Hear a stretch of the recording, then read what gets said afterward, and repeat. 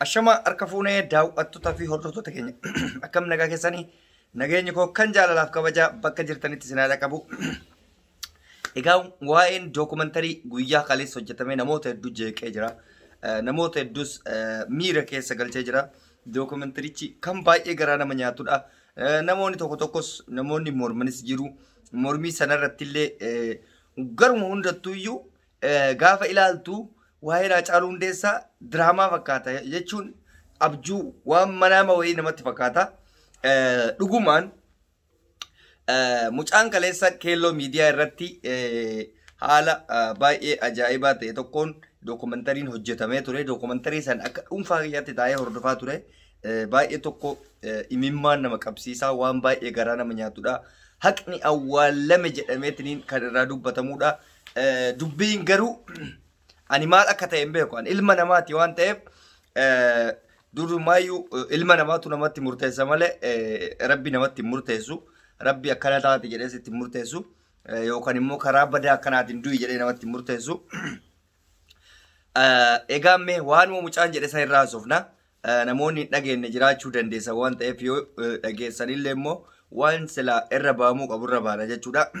Mucaan akka jedhutti guyyaa Haacaaluu Hundeessaa ajjeefamu san bakka sanitti nama argamedha. Inni Xilaayee Yaamii jechuun duraan dursa kan amma dura gaafa Haacaaluun ajjeefamu shakkame jedhamee mootummaan qabaa ture gaafa wannoon abbaa alangaa turte san gaafa namittiin kantiibaa amma jirtu tuni jechuudha.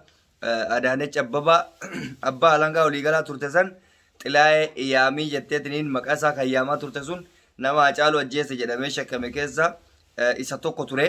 Garuu akkuma kaleessa dhageessan san viidiyoo irratti Xilaayee Yaamii jechuun nama kaleessa viidiyoo irratti dhageettan sanii viidiyoo san irratti inni kan jedhe Xilaayee Yaamii jechuun nama gaafa yeroo Haacaaluun ajjeefamu bakka san ture jechuu. Mootummaan maali Haacaaluu Hundeessaa fi Laamroot Kamaal makiinaa tokko keessa turanii gaafa makiinaa tokko keessa turan makiinaan deemaa ture. Osoo makiinaan deemaa jiru makiinaan lama wayii jedhe makiinaan lama gurraachi kan taargaa isaa mootummaa jedhu jedha garuu ani hin beeku isa jedhe waan ta'eef mootummaan makiinaa sun lamaan karaatti cufe jedha Haacaaluu. Gaafa karaa itti cufan hin dhaabate kan inni dirqama makiinaa yoo gara socho'uun hin qabne hin dhaabata. Yeroo kanatti mucattiin Haacaaluu cinaa teettii jedhe. Achirraan jarri tokko makiinaa isaa irraa bu'aniitiin Haacaaluu achitti dhaanii jedha xiyyitiidhaan. Gaafa Haacaaluu dhaan shugguxii minaamina gatanii dheessan. Makiinaa ofii kaafatanii dheessanii taranii gaafa san mucaan fiigee dhaqee shugguxis fuudhee achi booda waajjira poolisii deeme.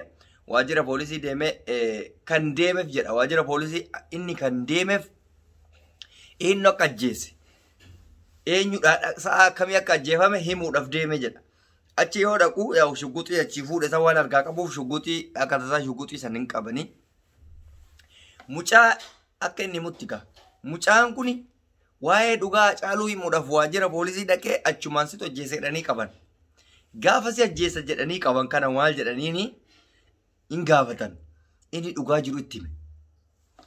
Gaafa dhugaa jiru itti himu maal jedhaniin Haacaaluu Hundeessaa anatu ajjeese jedhi birrii miiliyoona barbaadde sii kenninaa sana booda biyya ati barbaadde si geessinee biyya san jiraattaa jedhanii biyya namni tokkotti sitti hin dubbanne biyya firiidamii qabu si geessinee jiraattaa Haacaaluu ana ajjeese jedhi yaani hin dide. Ammas filannoo biraa kennaniif akka inni jedhutti ilaal. Jawaar Muhammadii fi Baqqalaatu ajjeese jedhiitiniin ragaa bayii birrii barbaadde mallaqa barbaadde bakka barbaadde jiraattaa.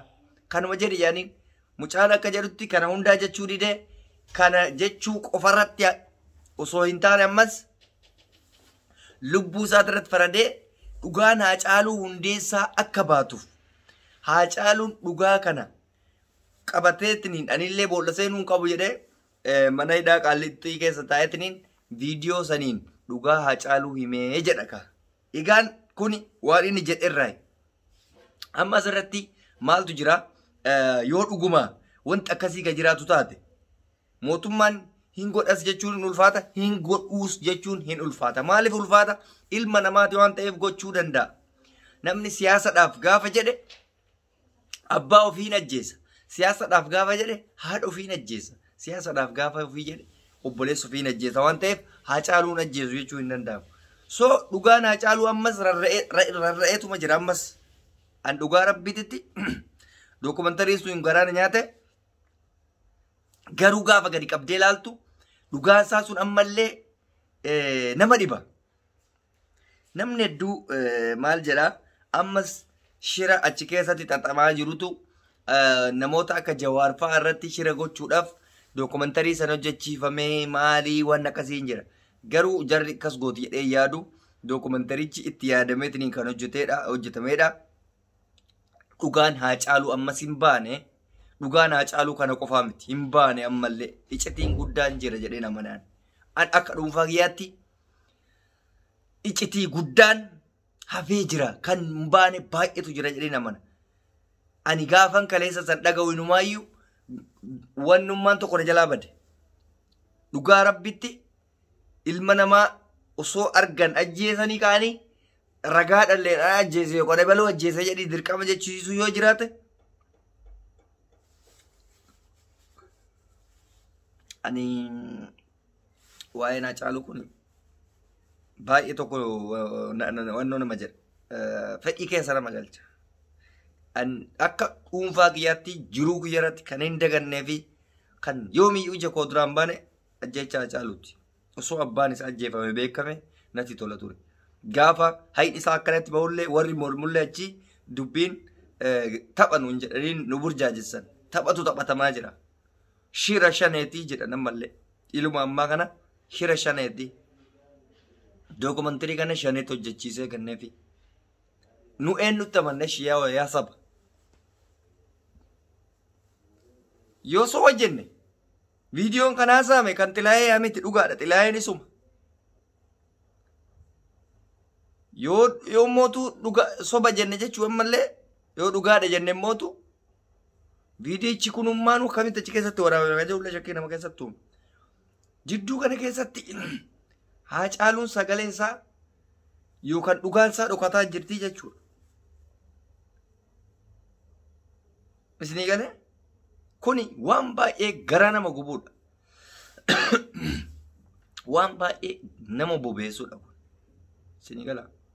Kanaaf rabbiin haqa Haacaaluu hundeessaa baasu ammas waan irra gaame akkamitti waa'een isaa kun ka'uu danda'e ka jedhu gadi fageenyaan jala gorree qorannee dubbii adda baafannee jabeessinee dhugaa isaatirra dhaabbannee dubbachuudhaaf yeroo kamuu qophiidha. An abbaan kiyya maan ajjeefne waa'ee Haacaaluutiin yoo abbaan kiyya ajjeese abbaa kiyya irra dhaabadhee saba Oromootiif hima.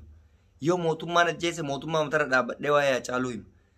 Yoo warrummaan siyaasaa warri dhaabatillee ajjeese immoo mataa isaaniitirra dhaabadhee uummata Oromootiif himuun barbaadaan akka dhuunfaa kiyyaatti. Kanaaf hayni Haacaaluu inshaallah hin ba'a. Ammas waan jiru akkanumatti tokkuma tokkoon ol ba'a inni hordofama. Mee waa'ee dookumentarii kanarratti mootummaan deebiin isaa maali kan jedhu immoo kan waliin eeggannu ta'a achirratti ilaalla nagaan naa tura.